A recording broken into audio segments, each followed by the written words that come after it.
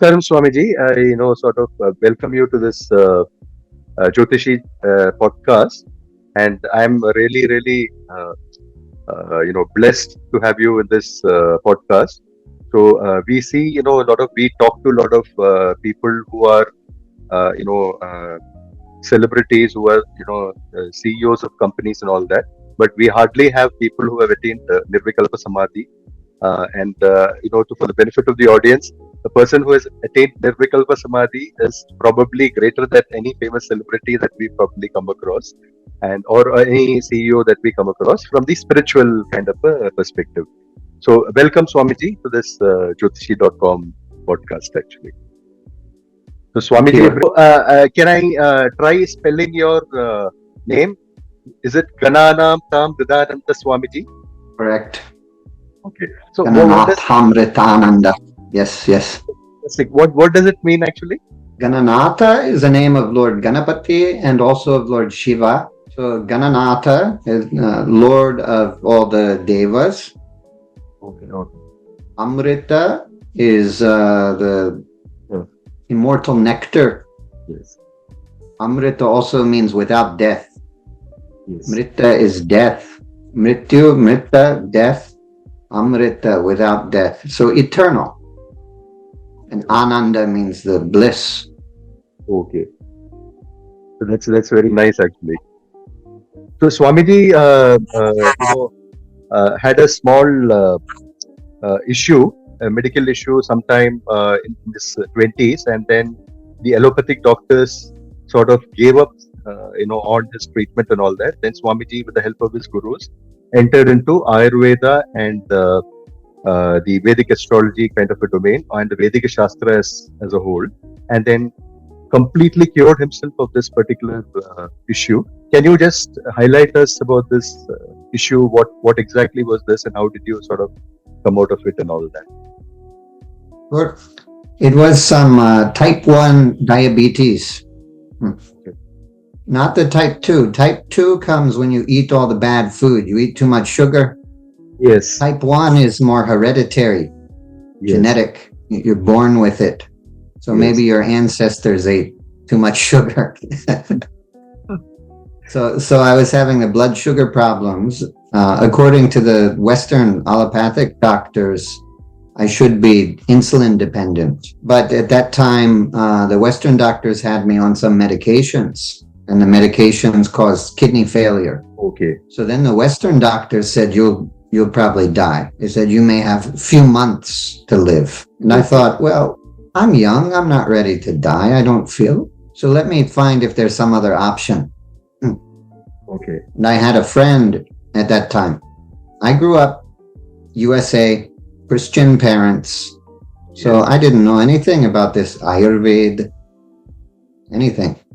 But I had a friend, his family was from India. Okay. And his parents actually got a divorce. His father was from India, mother was Western.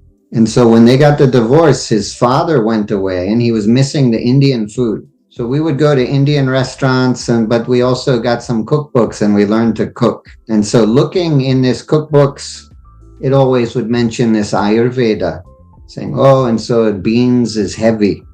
So we put the hing in there to help digest it or whatever. We add this food is heating. So we add a lot of cooling herbs to balance it out according to Ayurveda. And so at that time, I looked into Ayurveda. And then I found a teacher for the Ayurveda. And I was taking herbs, taking some Ayurvedic herbs. It helped, but it didn't help that much until I went to the Vedic astrologer.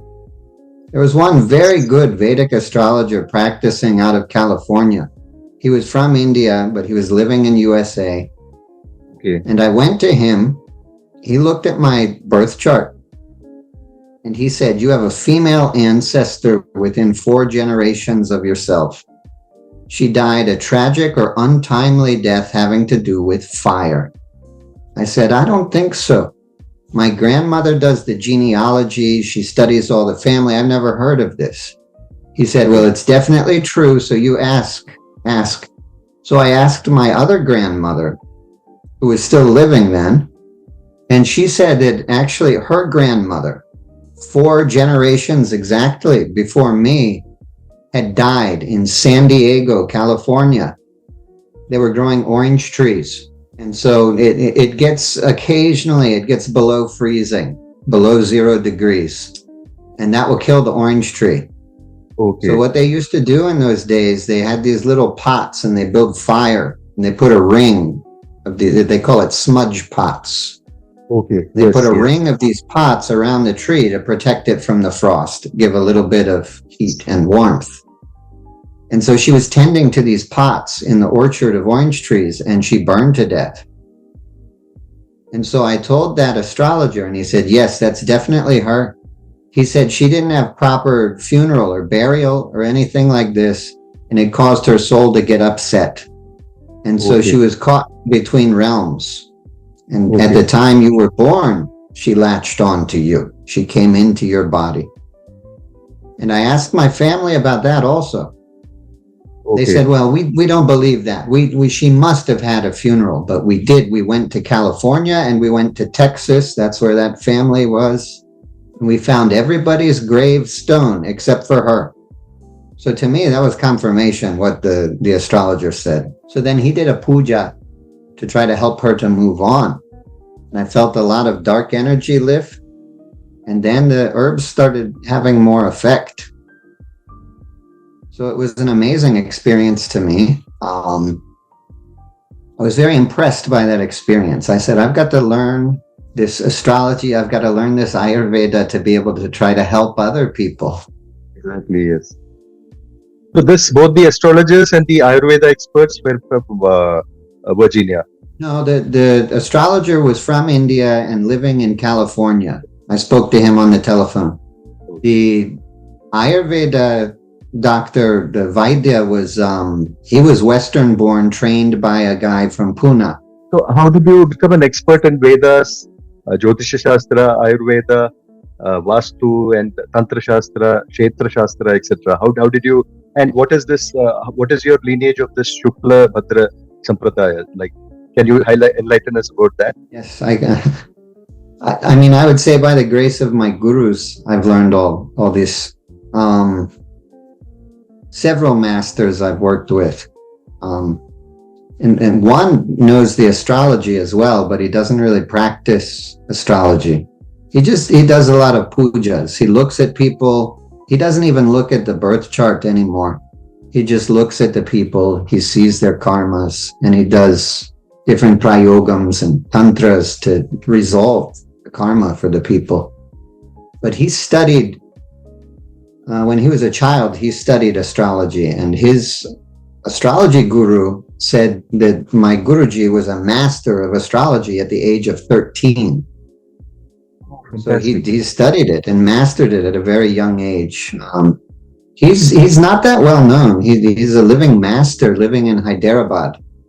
Sridhar Guruji, he's called. But he's not very well known. He doesn't like crowds around him. Even if too many people come, he'll go into the forest in Kerala and he just stays there with the tigers and the tribal people. He's friendly with the tigers and he'll stay for months. Okay.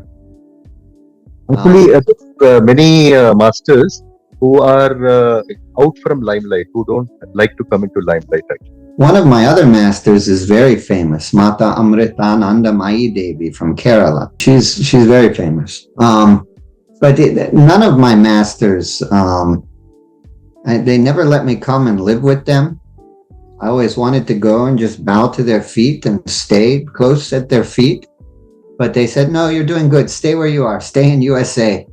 I said, but there's no temple. There are few temples here. There's not much. There's no spiritual energy. There's no masters here. They said, no, don't worry. You're doing good. You just stay there, do your sadhana and try to help the people there. And so also, they said, start your own sampradaya and lineage. And so that's what Shukla Bhadra Sampradaya is. Okay. And now you stay in, you're the Peethadipati of Somamatha Peetha in Virginia, in Shula, Virginia. Correct. Yes, they pronounce it Schuyler. Okay. Yeah. I know it's a strange spelling. Yes, yes. Swamiji, this wanted to ask about this Savikalpa Samadhi, Nirvikalpa, and Sahaja Samadhi. So, what exactly, for the benefit of the audience, what exactly does it mean, and then how do you sort of work towards reaching there and all that? So, the Nirvikalpa Samadhi is the experience that you come to when you're meditating. If you focus on one thing and you become single pointed in your focus, then awareness of other things may drop away. Okay. And so you start to perceive reality as it is, and you can see the divine. So when I had this experience of Nirvikalpa Samadhi, I was not aware of the physical body. It started, I saw my guru walking. My guru was in India, I was in USA. So my guru came and blessed me with this experience. Okay. So I became aware of the breath. I was focused very much on the breath in and out of the nostrils. And then I started to see that the breath is the prana. Okay. The life force throughout the world. So I was watching, it was at the time I was performing Sandhya Vandanam, chanting Gayatri Mantra in the evening, watching the sun kind of set in the sky. And so I was aware there was clouds moving in the sky. The sun was setting slowly, and there was birds flying and making noises. And so I was aware of all these. And then I saw this prana, this breath inside the body, was also the same force that was moving the clouds in the sky and moving the sun and animating the life of the birds. So I became aware of that. And then I became aware that this prana was extending through the universe. So I was seeing all different corners of the universe at the same time, not aware of the body though. Okay. So it's basically a direct experience of God, Nirvikalpa Samadhi. But then when we talk of some of these other samadhi, like Sahaja Samadhi or this is when we bring that experience of Nirvikalpa Samadhi back into the waking state of consciousness. So you're also aware of the body same time, and you're aware of all this. Okay. So it takes continued, sustained practice of Nirvikalpa Samadhi to get to this experience of Sahaja Samadhi. Okay. Okay. With enough of that, if you go into that state of Nirvikalpa Samadhi often enough, then you start to bring that awakened consciousness back down into the conscious state. So what we term as this moksha is sort of a level of Nirvikalpa Samadhi or Sahaja Samadhi. Well, that's hard to say. They say we don't actually really have moksha until you leave the physical body. You'll remain bound to some extent by Maya karma, all this kind of thing. You know, even the gurus have karmas. Yes.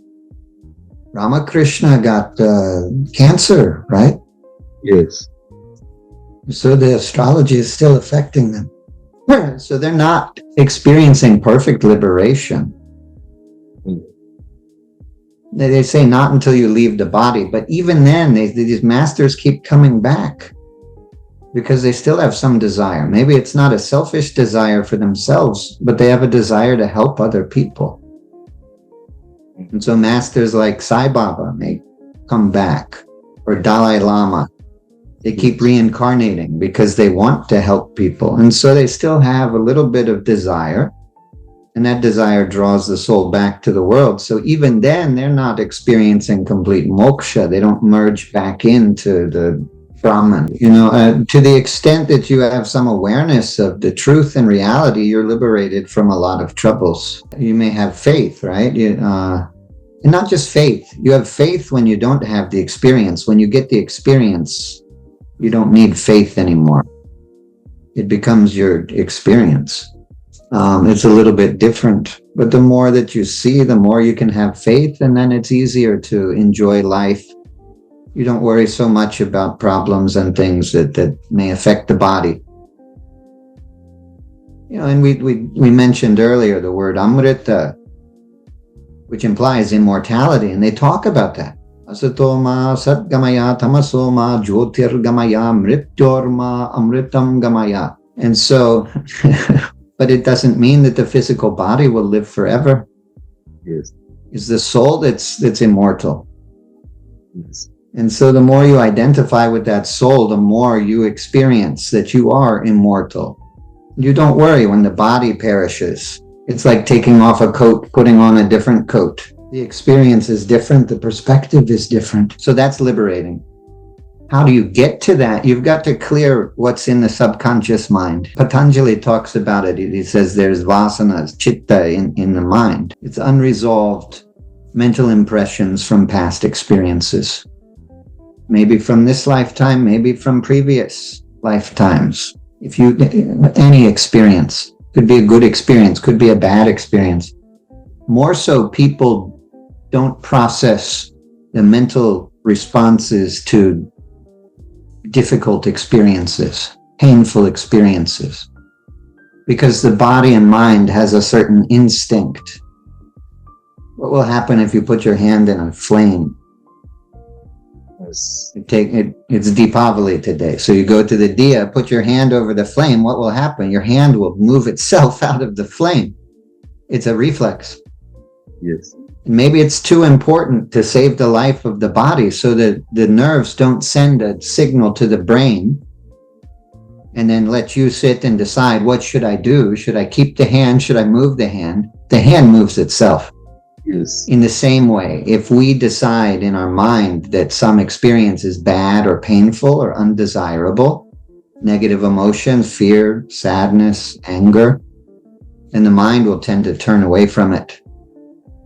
And so people find distractions. They look in a different direction, and then these mental impressions, thoughts, feelings, they get repressed in the subconscious mind. And that acts as a barrier, prevents us from seeing reality as it is. How does We've got to do the sadhana.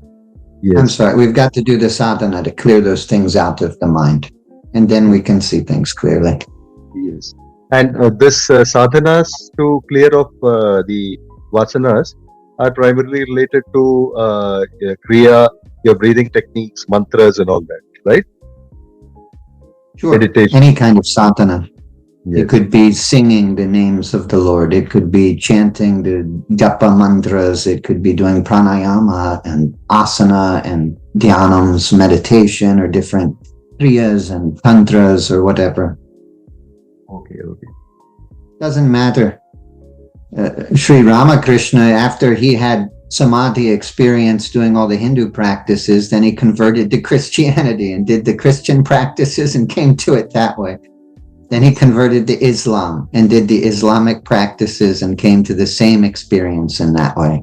What does Parashara Maharishi say about mantra shastra and the chart related mantras for a particular person? Kind of generally, Sage Parashara talks about Nama Sankirtanam for this particular chanting the names of the Lord. So he generally advocates Nama Sankirtanam. So generally, how does what else does he talk about? Mantra shastra kind of a thing.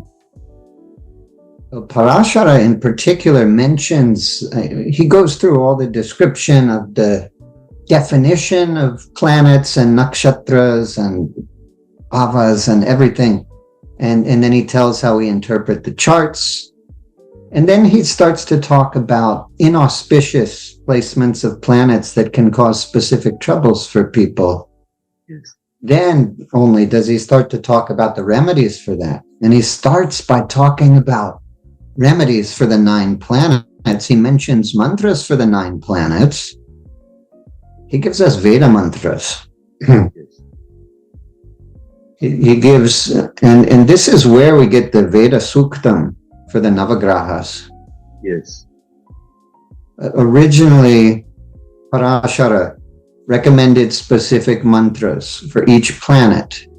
And then for each planet, there's 3 mantras. One for the Graha itself, one for the Adhideva, and one for the Pratyadi Devata. So this is, it's the planet, and then it's these basically overlords, different deities that relate to the higher aspect of the planet. So even though these are Veda mantras, which are longer, more complex mantras, Parashara was thinking that if a planet is very malefic, you may not want to recite the mantra of that planet.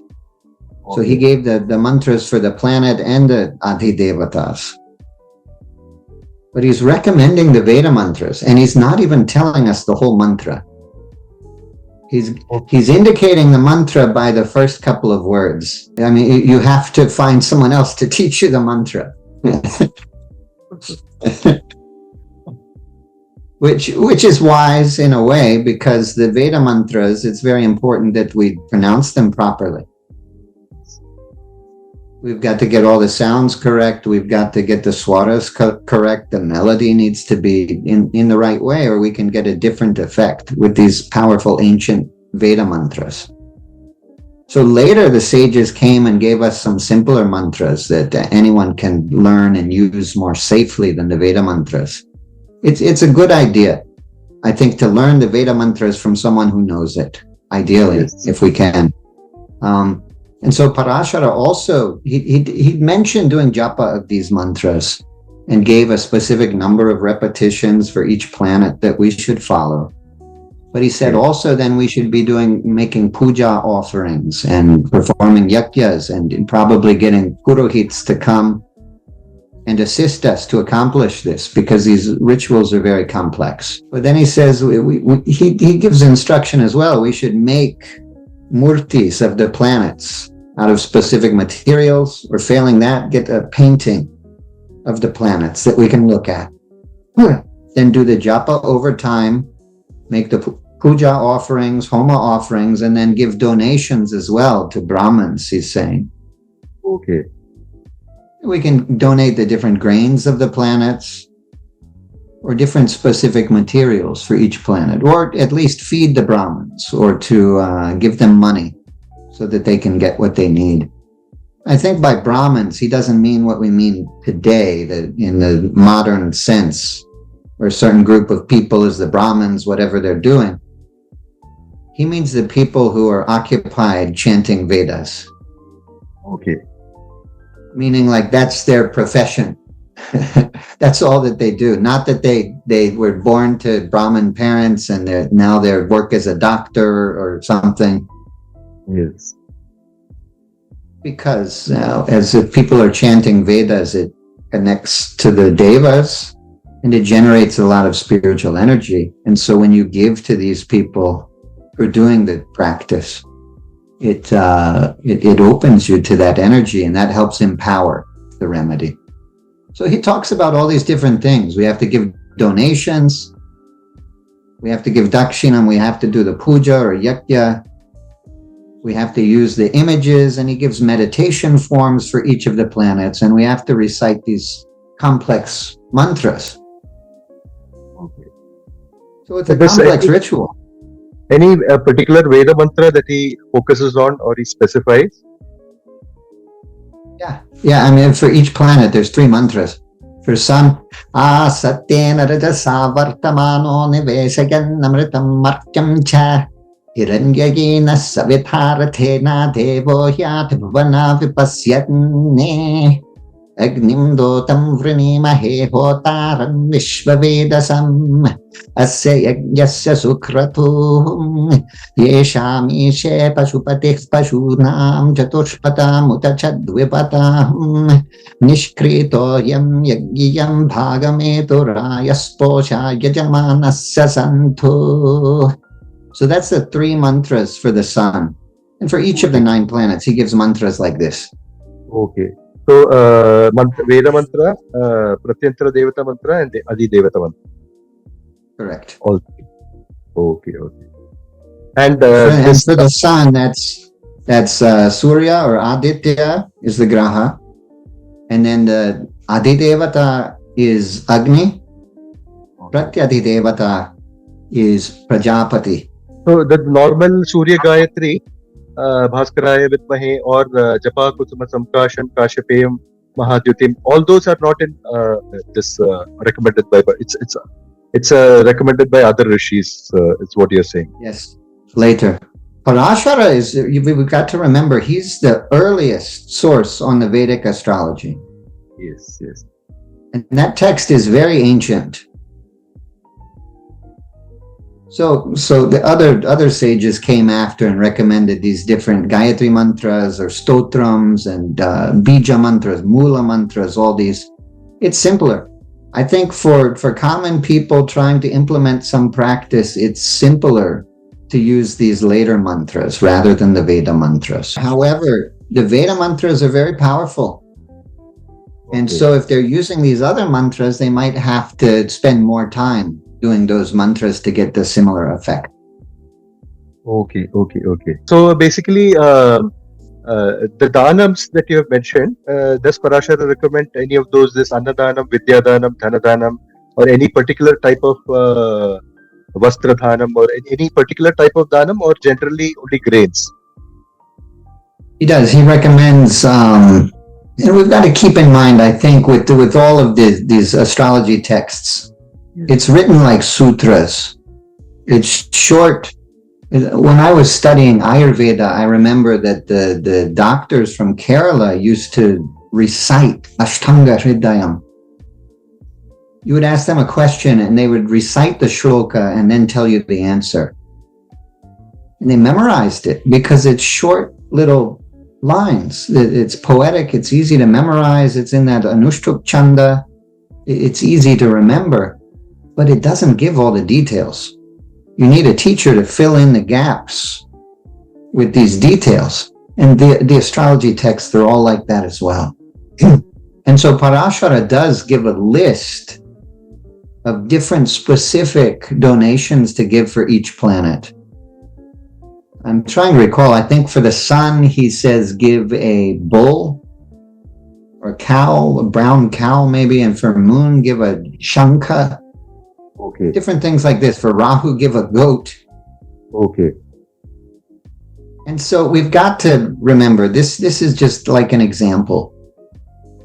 Suitable thing, a thing that relates to the nature of that graha that would be useful to donate. But also in modern society, it may not be very useful to give someone a goat or a cow. Yes. If they live in a city, they don't have anywhere to keep a cow. That's more trouble than anything if you give someone a cow. Maybe, but a cow used to help people with work. It may pull a cart with, or give people milk, give them food. Yes. Or give them a vehicle.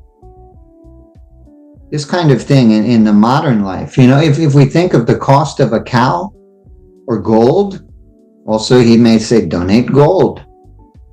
It is something very valuable. It should test us what we donate. If people give just a little bit, they buy a pack of moong dal and they take it to the temple.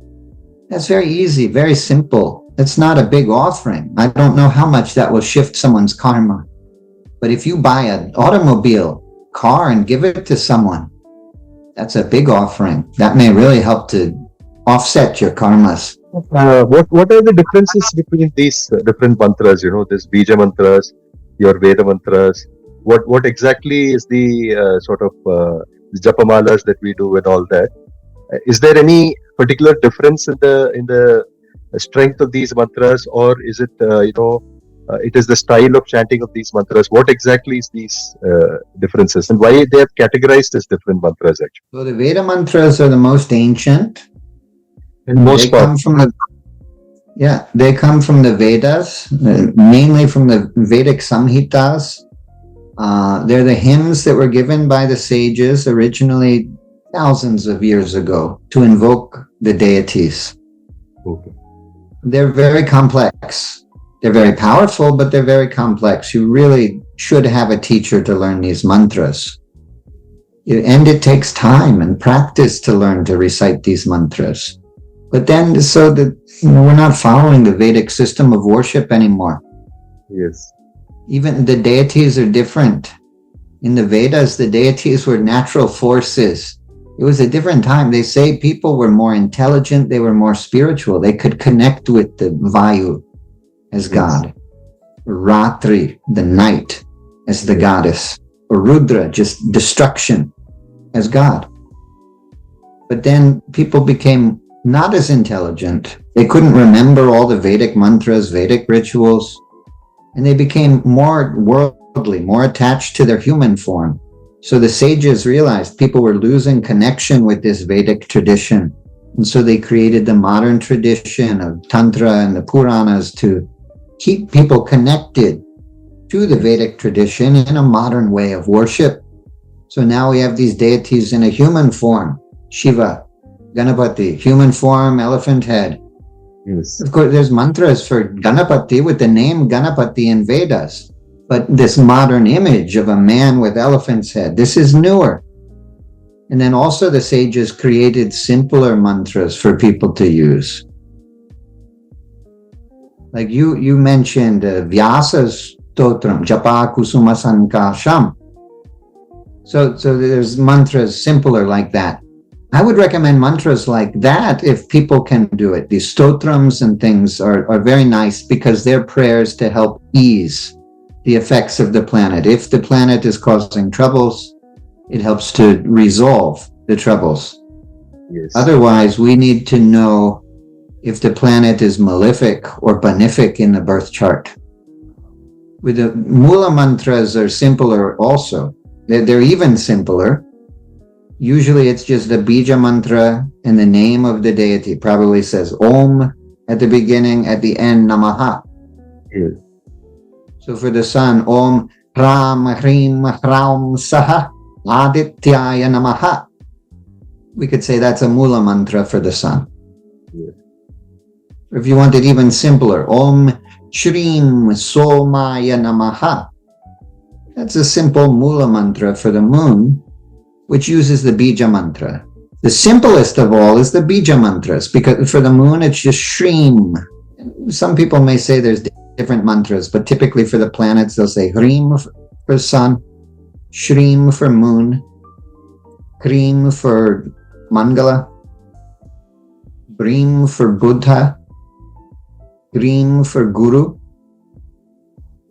Dream for Shukra, Krim Shanaishchara, and then Brim for Rahu, and Srim for Ketu with a Sa. Yeah. So with the Bija mantras, it's very simple for people to remember. Hrim, Hrim, Hrim, Hrim, Hrim. But this is one syllable. It's very potent. That's why they call it Bija mantra. It's like a seed. The whole essence of the tree is contained in the seed. If you plant the seed, the whole tree will come. And so the whole essence of the deity is contained within that Bija mantra. But it's very specific energy. Hrim is heating. Shrim is cooling. Hrim is heating. And it gives transformation. It stimulates, makes a person more active. And so it's very important if we're using just a Bija mantra in particular that we know that that planet is very auspicious for a person. Okay, okay. Same if we wear their gemstone. See, I have a yellow citrine for Jupiter. Yes. Yeah. We need to make sure that that Jupiter is auspicious. Yes. You mean functional benefit. Not a natural benefit, but it should be a functional benefit. Yes. Correct. And I can describe that more as well. The Jupiter is exalted in my Cancer Lagna. So in that case, it's okay to wear. But same, if we're using a Mula mantra or a Bija mantra, should be benefic planet. Okay. And so you can think about the natural nature of the planets. Shani is malefic to begin with. And so we always want to use more care recommending gemstones or Bija mantra for Shani.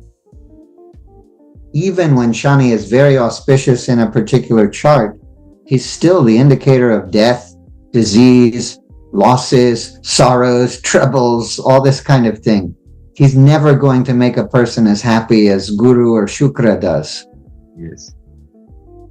So we always have to be a little careful with the natural malefic planets and ask ourselves, would it be good to have more disease? He can give wisdom, he can give steadiness, he can give someone an ability to do hard work and come to success eventually, but he also may slow people down. They call him Manda. He's very slow. He moves slow in the sky and he slows everybody down. Yes. So the planet should be in a particular birth chart, should ideally be in a friendly sign, should be natural friend and temporary friend in terms of how it's placed in relation to the other planet in the chart, should be benefic for that lagna. Ideally should not be placed in a difficult house, should not be indicating the person's death, shouldn't be placed in the 8th house, shouldn't be placed probably in the 2nd house and giving aspect to the 8th house. Maybe if it's very benefic planet in other ways, maybe it could be okay, but we want to be careful about some of the difficult houses. Upachaya houses, maybe not as much problem. Dushtana houses, more difficulty there. It should be a very auspicious planet. But then, we have to remember the astrology is a system of divination. We can't just look at the chart and say, okay, the sun is here, so this will be this. We have to meditate on it a little bit. We have to use our intuition. We never know for sure. The birth time we have could be wrong, and it could change the sign, change the placement, change the nakshatra. Or maybe our ayanamsha is wrong. We don't know. There's several different systems of ayanamsha that is all popular, and we don't know which one is correct. Maybe none of them is correct. We don't know. But depending on which ayanamsha you use, it can change the dasha periods of the planets by 2 years. So it can make a big difference. Usually the slower moving planets won't change too much where they are in the signs or the houses, but it's possible, especially if the planet is close to the edge of a sign. Yes. So we always have to be a little bit cautious. We don't want to just say, okay, moon is in this sign, so this is benefic. We should always meditate a little bit and try to confirm. It's hard for someone who doesn't know much about astrology to do that for themselves. Yes. They'd do better to go to someone who's studied and practiced the astrology and ask them for the recommendation, probably. Yes. However, it's always safe to say the mantra for all the planets. If we want to use the Bij mantras, we could use the Bija mantra of all the planets, and that's just like wearing the Navaratna. Yes. Is okay for anyone to wear all 9. Or you can use a mantra for all 9 planets. Adityaya cha somaya mangalaya buddhaya cha guru shukra shanibhyas charahave ketave namaha. So something like that. Or, they say that Ganapati is Grahapati. He's the Lord of all the planets. We could always just pray Ganapati to help. If we don't know which planet is causing the problem we're trying to help, you could always safely pray to Ganapati. But also, if you can identify the planet causing the problem, you're not sure if it's benefic or malefic or what, but you can find a planet indicating that problem, it's usually always safe to pray to the Adidevas. So for the sun, we could pray to Shiva. Yeah. For the moon, we could pray to Devi, Parvati or Durga or whatever. For the Mars, we could pray to Subramanya. For Buddha, we could pray to Vishnu. So, For the Guru, we could pray to Dakshinamurti. yes. For Shukra, we could pray to Lakshmi. For Shani, we could pray to Shiva. For Rahu, we could pray to Durga. And for Ketu, we could pray to Ganapati. So if you know you have troubles with your marriage, for example, you can look at your birth chart. If there's a planet in the 7th house, probably that has something to do with your marriage. If you're not sure if that planet's helping your marriage or hurting your marriage, let's say it's a Ketu, you can pray to Ganapati safely, and it should help with that problem.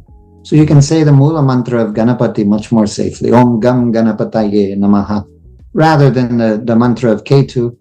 Especially if we just use the Bij mantra, it will just increase the energy of that planet for us, for better or for worse. Does Parashar Rishi talk about nakshatra mantras? Mantras for nakshatras. For example, you had mentioned about this Jupiter, Pushya Nakshatra. Is there any Pushya Nakshatra mantras or Punarvasu Nakshatra mantras kind of a thing? Yeah.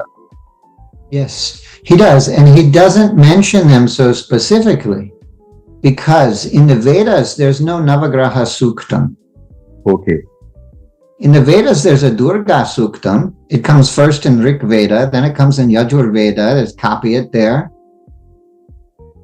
And it, that's the way the hymn was revealed to the sage who got that mantra. Okay. But there's no Suktam in Vedas for Navagrahas. Okay. So Parashara took these mantras and he said, this mantra is for the sun. He took it from different places in the Vedas. It doesn't come consecutively in the Vedas. It comes from all different places. He put the mantras together saying, use this for worshipping the sun and it will ease your difficulties with the sun. He didn't have to do that for the nakshatras because there's a nakshatra suktam in the Krishna Yajur Veda. Yeah. And so those mantras are there. And so there's 28 nakshatras in the Vedic times. And for each nakshatra, there's a nakshatra mantra and then a mantra for the overlord of the nakshatra.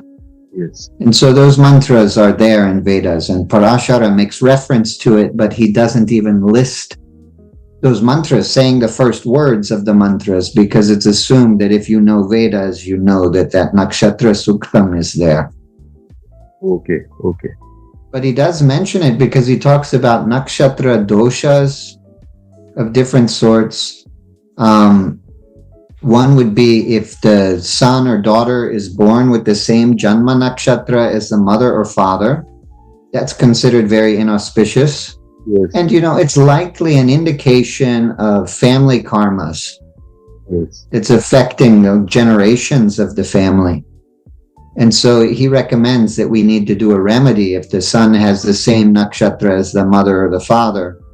And he's talking Janma nakshatra, but I think it also could apply to other planets. If you see the same nakshatras in the family's chart, it may be worth doing some nakshatra shanti for that nakshatra.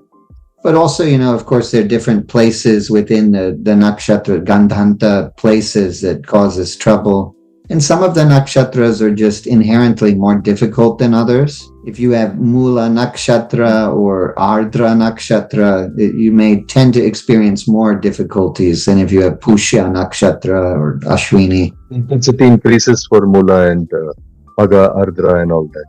Jeshtha. Yes. Yeah. Yes. So the more fierce nakshatras, it may be worth considering doing some shanti. But it all depends on where it is in the chart and what planet is there and all that sort of thing. This Vedas generally talk about, you were mentioning about connecting with nature. So we have more of Agni, Soma, Indra and all that. And then is the mention of Krishna, Shiva and Lakshmi and all that comes after that, right? Why did that transition, or how did that transition happen actually? Well, people were losing the ability to connect through the Vedic rituals. They didn't have the intelligence required to remember all the mantras. They say over 90% of Vedas has been lost because we forgot it. And so these Vedic rituals were immensely complicated. It would take months of preparation. You have to make each implement out of specific wood to the size of the body of the Yajamana.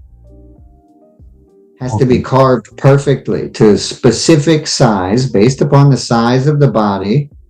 They may measure the width of your finger. Okay. And then your implements you're using in your homam has to be different. It's multiples of that measurement. Okay. So then it's carved very specifically. Each implement has to be a specific type of wood, or it has to be clay or whatever. And then the whole time they're reciting mantras as they're preparing things.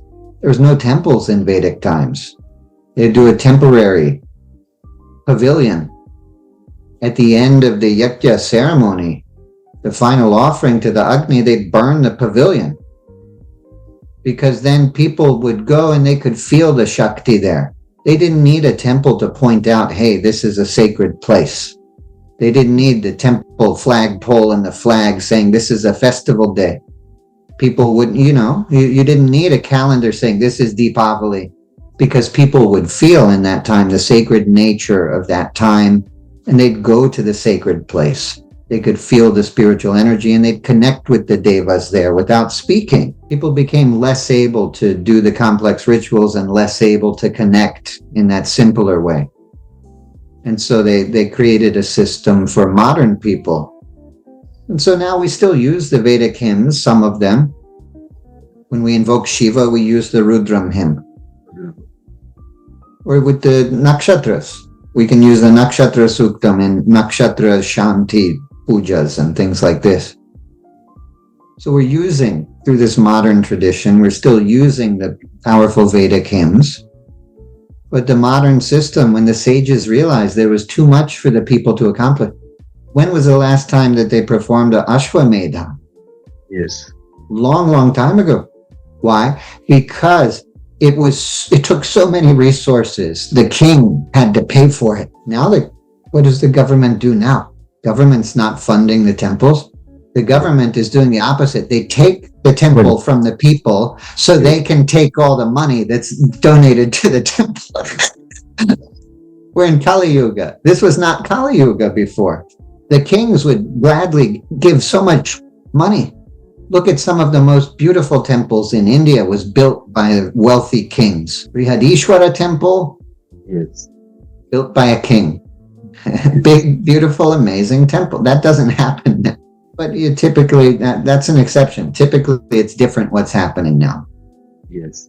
And why do you think the ability to connect with the consciousness and understand the Vedic mantras and all that diminished over time? What could be the reason? Like from Agni, Soma and all that, we came to Shiva, Vishnu and all that, and Krishna, and then the ability to connect, and we have lost a lot of literature, treasure, mantras and all that. Why did this shift happen in terms of decreasing ability to understand or decreasing intelligence?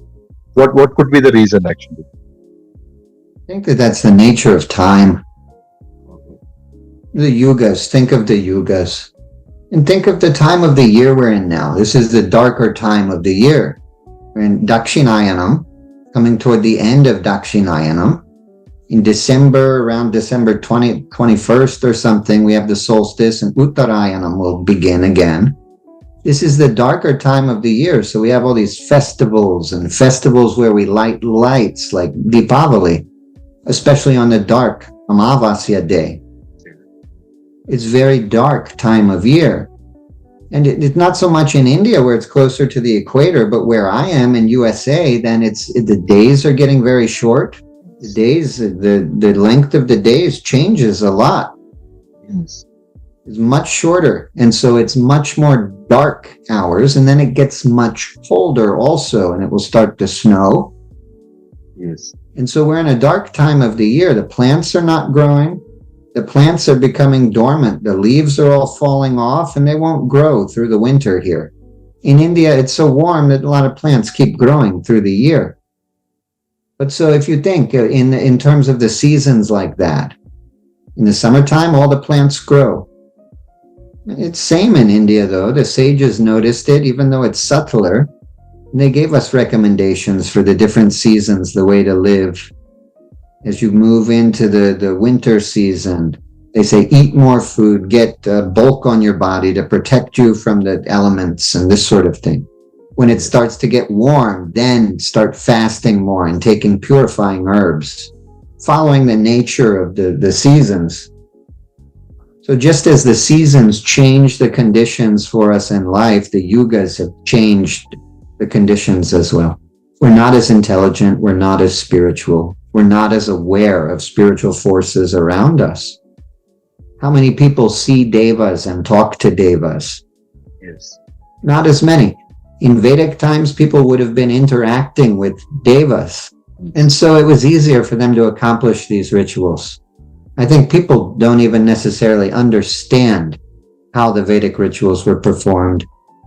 They can't accomplish these rituals because it's too complex. It takes more resources than anyone is going to dedicate now to doing a spiritual practice. And so the sages gave us a simpler form of worship, one that modern people can understand. And that's why we have these meditation form of the deities in the human body. People are more bound to their humanity now. They feel more, I am the body. I am this person who's born into this lifetime. They're more bound by the five senses. They can't experience the devas. So they gave us a human-like form to meditate on, and it helps us to transcend our humanity. And also helps us to give a form of the divine we can understand and feel we can connect with. How do you talk to the night? How do you talk to the wind? But if you think Shiva is like a man, he's like my father, he's like, I can understand that, then he can appear, talk to you in whatever language, talk to you in Kannada, talk to you in Hindi, talk to you in English. The wind maybe can't do that. How does the wind talk to a person? You have to have a subtler ability to listen, maybe to hear that communication. So it's a simpler form of worship that's easier for people to accomplish now. How do you increase your ability to sort of increase the perception levels to communicate with the nature, wind, Vayu, Agni, Ratri? How do you do that actually? I think by sadhana, practice. Patanjali said that siddhis can come from different sources, and one is just from birth, meaning probably you did some sadhana in a previous lifetime. He said one, it could come through herbs, meaning you take some Ayurvedic medicines that are sattvic and they help the brain, and like Brahmi, helps to clear the mind, helps you to meditate. He said it can come from mantra. I'm trying to think, he may have told us a couple of other things that it can come, but basically, mainly, it's sadhana. This Lalita Sahasranamam talks about Madhyama, Vaikhari, Para, Pashyanti and all that. The different types of chanting of mantra. So, some say that, you have to chant, say, Om Namo Narayanaya. Since it's Ashtakshari 8 lakh times, Om Namah Shivaya Panchakshari 5 lakh times. But if it is in the Vaikhari or a Madhyama or a Para type of chanting, Para type like you are automatically, the mantra starts coming even when you are not aware of things. The effect is much more. So does Parashara talk about this concept of different types of chanting, or the one chanting loudly, one chanting manaha chanting, and different types of chanting? Does he talk about that, or it's come after that? No, we have to look to other shastras for that. Okay. See, that's the thing. In Parashara, he references a lot of other Vedic sciences, but he doesn't give the details. He mentions the Ayurveda. He says, he may even describe that the sun is Pitta dosha, but he doesn't tell us what is this Pitta dosha. For that, we have to look to Charaka. And same with everything. For Vedas, we have to look to Veda mantras, we have to look to the Vedas. For how to chant, we have to look to the Vedic texts on Shiksha that tell us about the different chanting practices, how to chant properly, and that sort of thing. And of course, the Vedic system of chanting is much more complex. Yes. And then the later systems are simpler. So when you think of mantra japa like that, they'll say it's more powerful if your japa is silent. Okay. But you can't necessarily do that immediately. When you start chanting, they say it's good to chant aloud. Om Namo Narayanaya. Om Namo Narayanaya. Om Namo Narayanaya. Then you can focus on the mantra. Even if thoughts come, you start to get distracted, you always can chant a little bit louder and drown out that thoughts. Om Namo Narayanaya. Right? The problem if people start trying to chant silently is there's a great tendency, because the vibration of the mantra is not really there in their mind yet, that they start thinking all other thoughts, they lose their concentration, and they're not even doing japa anymore. So they say to begin, you should say it aloud, say it aloud, say it aloud, and then when you really become more focused on it, your energy is starting to come in alignment with the energy of that mantra. Then you can say it quieter. Om Namo Narayanaya. And then eventually, you've said the mantra so much that it's become a meditation on the energy of that deity. And even without saying the mantra, you're meditating on the energy of that deity and bringing forth the Shakti of that deity through that meditation. So this particular deity can have multiple mantras, right? So how do we know what kind of energy we are sort of attracting by chanting that particular mantra? So for example, Om Namo Bhagavate Vasudevaya, Om Namo Narayanaya, Hare Krishna, Krishna Krishna, Hare. So different mantras for same deity. What kind of energy? How do we know what we are sort of working towards? We have to look to the meaning of the mantra, perhaps, and look to the descriptions that the sages have given. A lot of that information we can find now, but it may be useful to have a teacher to teach you that, some guru who can really explain it and unlock the mystery of the mantra. Any of the mantras will lead us toward God. It doesn't matter if we say Om Namah Shivaya, Om Namo Narayanaya, Om Hrim Namah Shivaya, Om Parashaktiye Namaha, Om Sharavana Bhava, all Om Hare Krishna, all these mantras will lead us toward enlightenment, realization of Supreme God. All of them lead us there. The difference in the mantras is maybe how they lead us there. Some are more cooling, some are more heating, some are more stimulating, some are more calming. So depending on your nature and your attachments, one may be better than another for you. And that's where the astrology can be useful. How many planets are there in the fiery, earthy, airy, watery sign? And if the number of planets in fiery signs are higher, then you can chant a mantra which brings or heat in the system. Is it like that you're referring to? I would tend to look at the lagna to find the prakriti of a person, their state of doshas at the time of birth. And I'd look at the sixth house to find their vikriti, the imbalance of the doshas now. And then based upon that theory in Ayurveda of vata, pitta, kapha, I would say, okay, this person has a lot of pitta, they're too hot. Or you could just, knowing the nature of the planets, look at the lagna. And if there's a lot of malefic influence from hot planets like the sun or the Mars or the Jupiter's warm, Ketu, either Ketu or Rahu could be warm also, but maybe Ketu has more tendency to be warm generally. So if you see a lot of malefic influence from these hot planets and you see the signs of heat in the person, they may their face looks more red, they get angry easily. They'll have pitta type health problems, liver problems, heart problems, toxic blood. This kind of thing, then the person's too hot and they might benefit from more cooling sort of deities or mantras. How do you suggest we figure out the appropriate mantra for a person based on the chart generally? Well, I would usually take a twofold approach to that sort of thing. In Ayurveda, if we have a disease, they say it comes about on account of an imbalance of the doshas.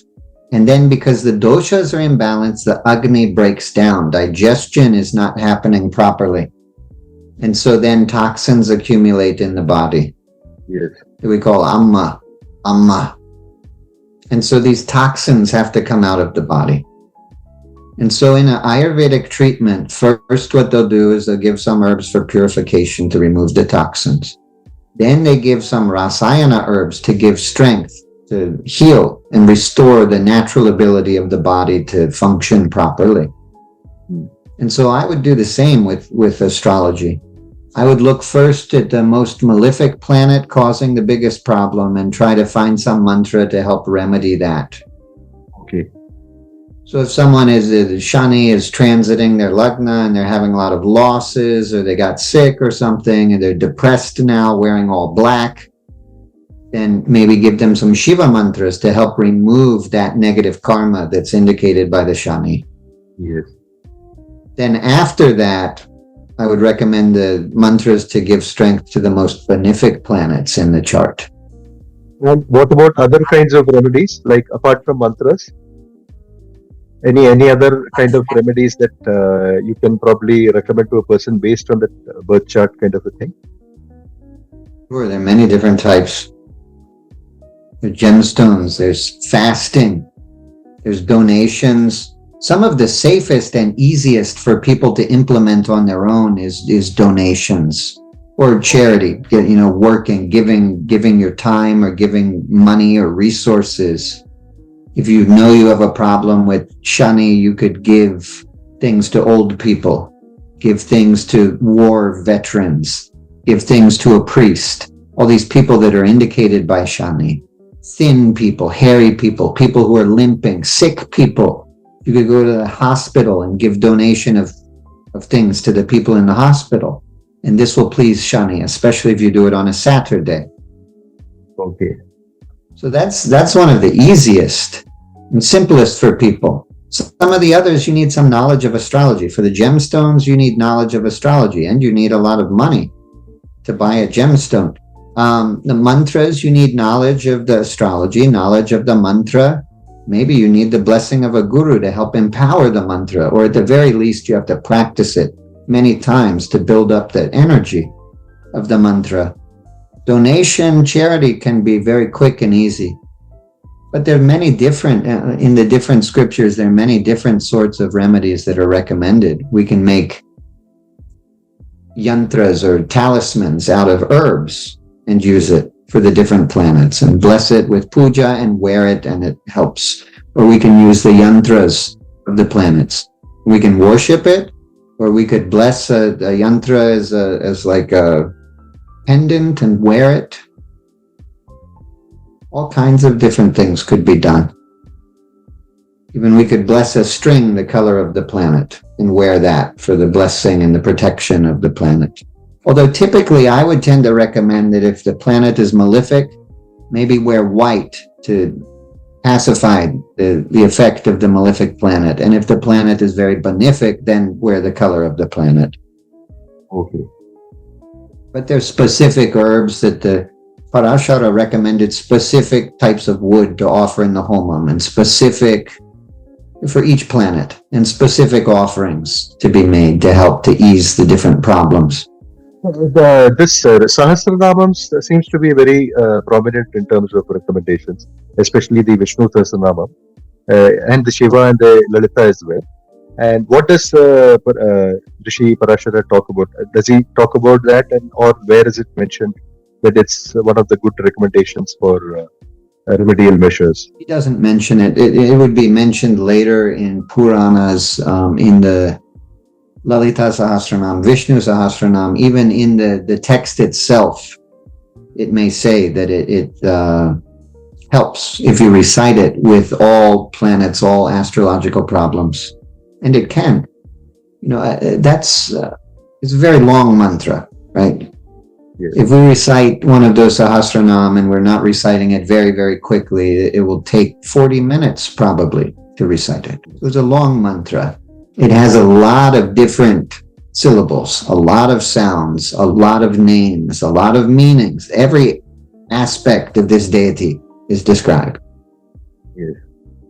And so it's not as specific of an energy. It may not be as quick of a remedy. If we have a specific problem caused by the shani, Yes. it may be a quicker, more specific remedy to do Shiva Sahasranam rather than Lalita or Vishnu. Yes. Because Shiva is the overlord of shani, has that nature similar to benefic shani. Yes. And so Shiva will help us maybe more quickly to overcome that sort of problem. But any of those mantras in time could help with the problems of any of the planets. And part of it is it's a long practice. It's a powerful mantra. The more you put into your practice, the more you get out of it. Swamiji, you have written a book on upayas, right?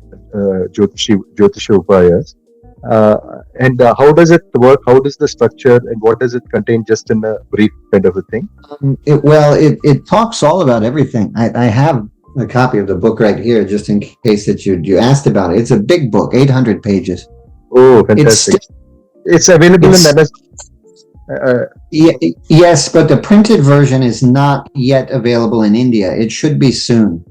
Our printer doesn't distribute to India, so it's available only as an ebook on Amazon in India. But soon we hope it should be available printed version also in India. Okay. But so this book, it starts from the beginning. It starts with some stories about my gurus and my experiences that got me into the practice.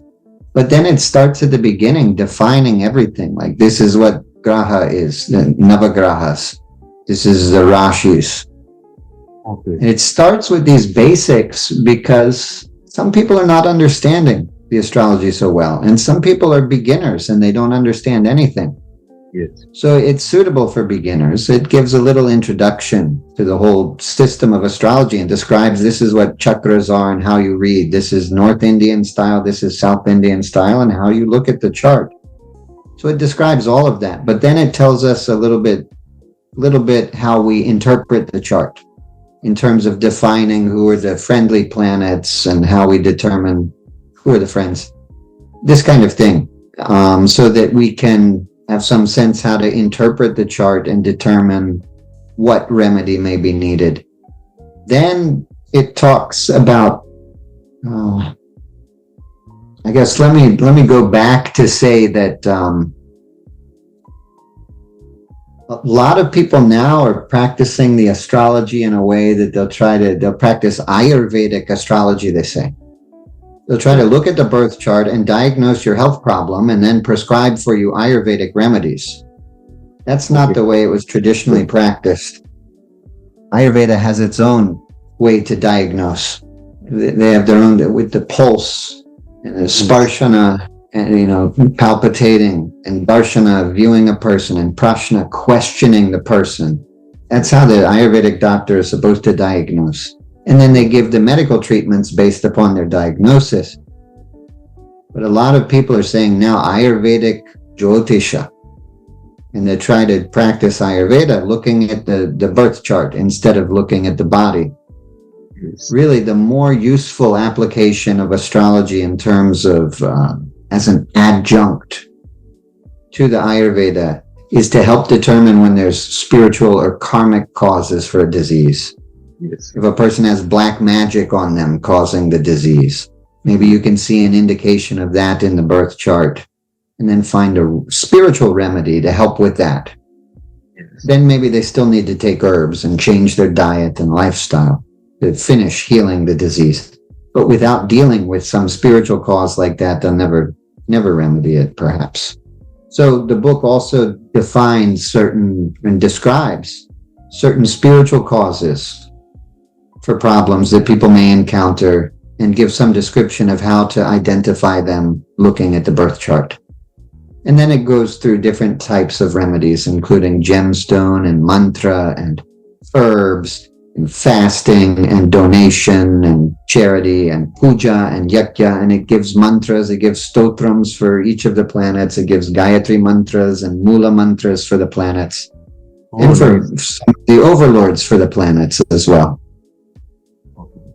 And gives a simple procedure for people could do puja at home to each of the planets if they want.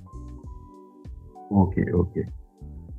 But then it also talks about some use of prashna to determine if it's possible to have a successful remedy, or use of prashna to determine if the remedy has been successful and that sort of thing. And also cover some basics of muhurta so that we can time that remedy for best effect.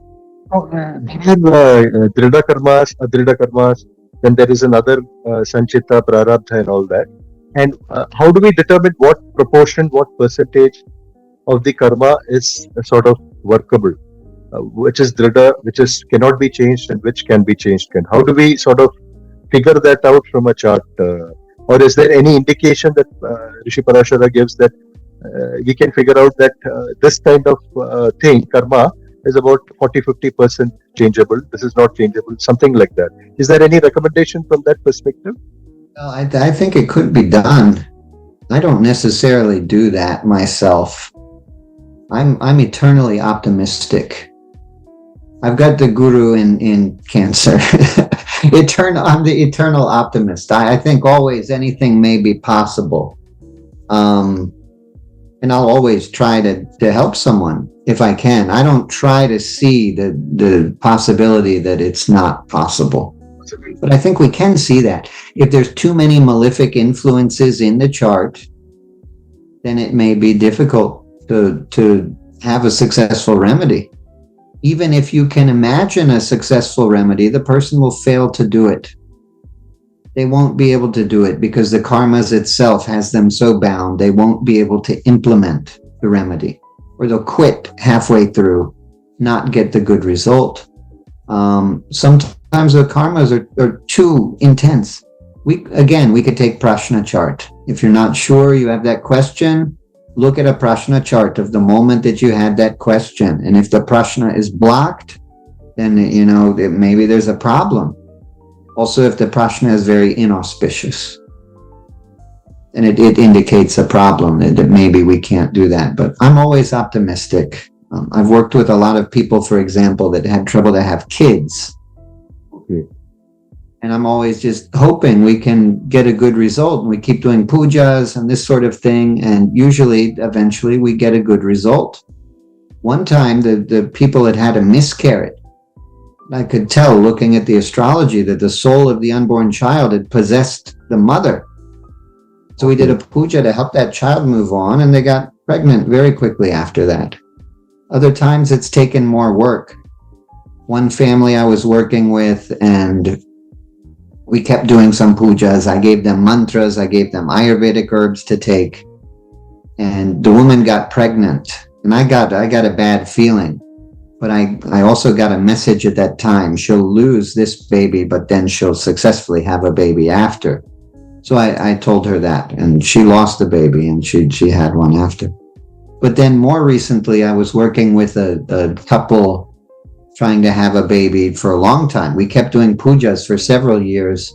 Eventually, they went to a Nadi astrologer.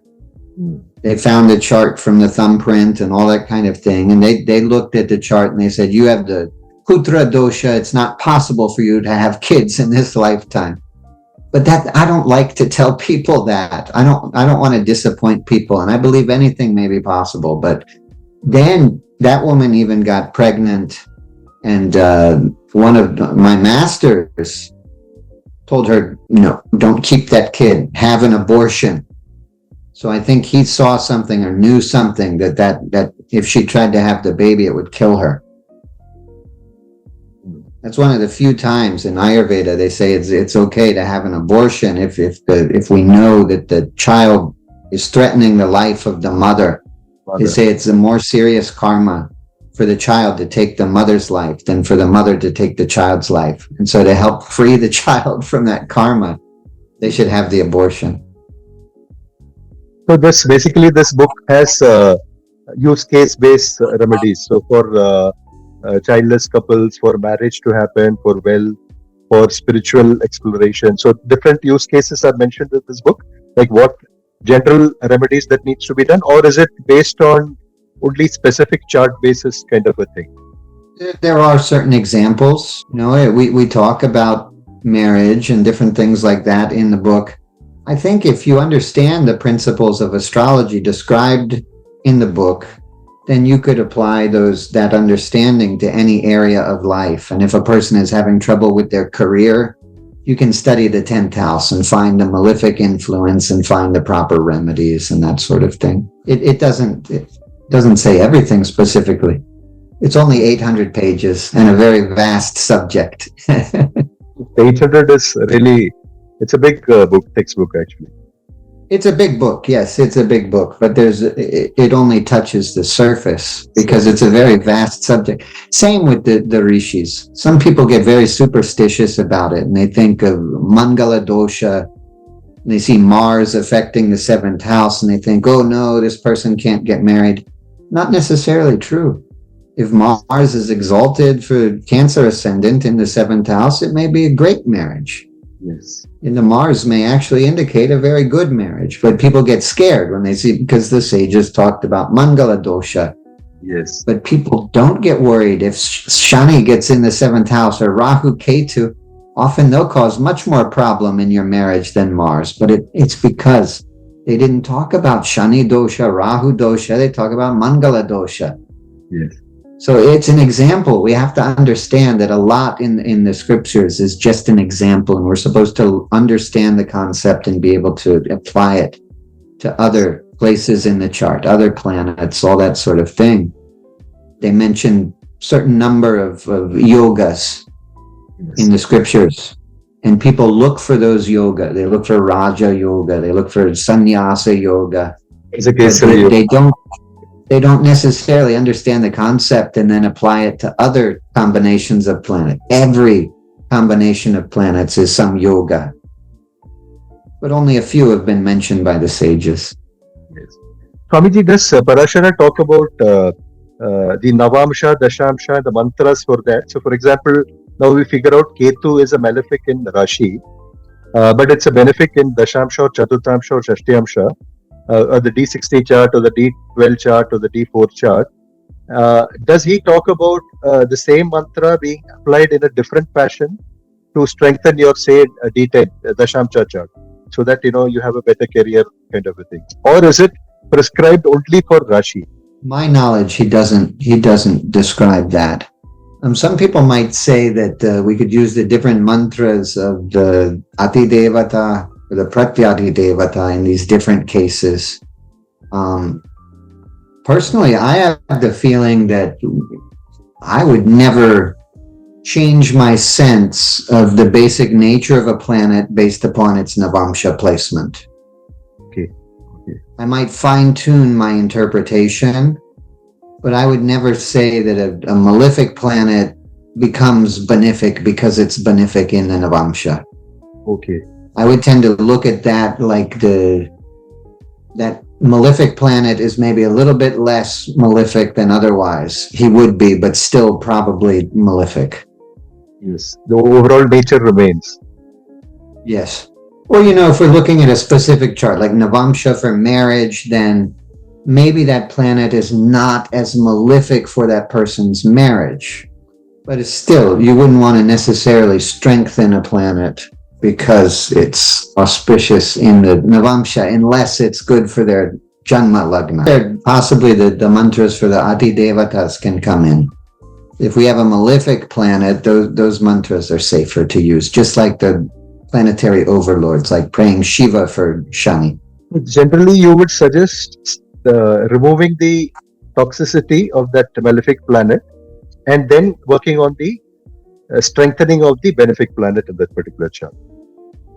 Yes. And you could look at the chart as a whole and find the current most malefic influence. We're having Sade Sati or whatever, maybe 7.5 years Saturn, maybe it's Saturn. Or maybe, we have a very malefic planet in the Lagna, Rahu, or whatever. Maybe we look to Rahu. We could do it for the chart like that. Or we could do it for any specific area of life. If someone comes to an astrologer wanting help with their career, or with their marriage, or with their health, we can look at the 10th house. We can look at the 7th house. We can look at the 6th house and do it for that. Find the most malefic influence on that 10th house. Do the remedy for that, and then try to implement the remedy for the most auspicious influence on the 10th house. Yes. And if you can't find a benefic planet affecting the 10th house, find a benefic planet affecting the Lagna. I know, Swamiji, it's very late over there, and I'm taking too much of your time. Can you tell me some small words about your temple project and Devi Banshankari? What exactly are you doing, and then how are you going about it and all that? And then we'll probably, come to a conclusion of this podcast. So yes, we're working to build a temple for Banashankari. Where you are in Karnataka, they call her Banashankari. Yes. In other places in India, they'll call her Shakambari. She's not that well known. She's a form of goddess Durga. In the Devi Bhagavata Purana, they talk about Shakambhari. And there's one section called the Shakambhari Mahatmyam. It's a little bit shorter text, but it's specific for goddess Shakambhari. And there's a story that the demon Durga Masura got power doing tapasya, got a boon from Lord Brahma. That he, instead, when people make the offerings in the yajna, instead of the offerings going to the devas, it would go to him. And so the devas lost all their power. Veda mantras lost all their power. They say if people keep chanting Vedas and performing the yajna, that it will rain in proper amounts, we'll have peace, there won't be disease and pandemics and things. Yes. So as a result of this, Asura got all the power. Devas had no power. Then there was a drought and people were suffering. A lot of people died, a lot of animals died, plants all died. And so the Brahmins were meditating on the goddess. They couldn't use the mantras to invoke her. They're meditating and praying, Goddess, please help us. And they say that Goddess Durga came and she incarnated as Goddess Shakambhari. And she saw this humanity suffering and started crying for 9 nights. Tears came down. And then this was water. And she brought back the vegetation. So she relates to the forest, she relates to the plants, she relates to nourishment. She relates to fruits and vegetables. We often see her carrying fruits and vegetables. There's a special form of worship for her that's currently becoming more popular throughout, at least South India, called Shakambhari Alankaran, where we decorate the goddess in garlands of fruits and vegetables. And so first temple outside of India for goddess Shakambhari we're working to build here in USA. That's a very nice thing to do actually.